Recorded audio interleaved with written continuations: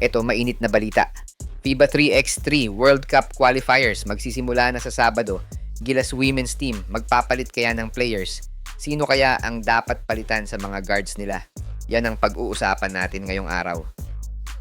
Pero bago yan, like and subscribe lang mga kabady para sa latest basketball news and highlights. Sa mga gusto pala manood ng laban ng Gilas sa FIBA World Cup Qualifiers nang walang delay at free for life, magbibigay po kami ng free live streaming link. All you have to do is i-like lang po ang aming Facebook at YouTube channel para mabigyan po kayo ng unlimited access sa mga sports games sa buong mundo. Matapos magsaya ng Gilas Women's Team sa history na nakuha nila sa FIBA 3x3 Asia Cup, muli na namang masusubukan ang tatag ni na Casey De La Rosa, Afril Bernardino, Mika Cacho at Reynalyn Ferrer para sa 3x3 World Cup Qualifiers sa Sabado. Game opener ang ating pambato kontra sa bansang Brazil na hindi rin basta-basta sa larangan ng 3x3.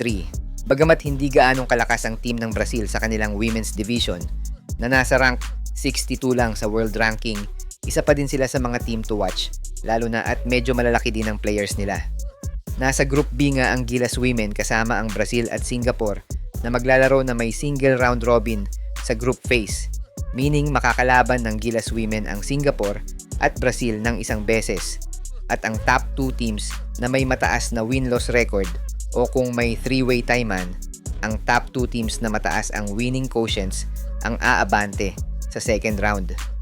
Pagdating ng second round, semis agad o do or die ang magiging laban ng mga teams. Ang top teams per group ay makakalaban ang second place sa kabilang bracket at ang mananalo sa round na yon ang papasok sa finals. Automatic ticket na rin na papasok sa World Cup ang silver at gold finish, samantalang ang dalawang losing teams naman ay maglalaban para sa ikatlong place o ang huling ticket para makapasok sa World Cup. May 17 na teams na ang pasok sa FIBA 3x3 World Cup at ang last 3 teams nga ay manggagaling dito sa last event sa Singapore, kaya naman malaking challenge to para sa Gilas Women kung mauulit ba nila ang kanilang winning mentality. Sa kasalukuyan, same lineup ang gagamitin ng Gilas Women with Casey Danger Rosa sa frontline at sasamahan pa din siya ni Gilas Women Team Captain Afril Bernardino with Mika Cacho at Reynalyn Ferrer. Sa mga nagtataka pala kung bakit wala ang Australia sa event, ay automatic na silang pasok sa World Cup since sila ang nag-champion sa last FIBA Asia Cup event. Same scenario sa mga bansang China, Japan at Mongolia na nauna nang nag-qualify last year.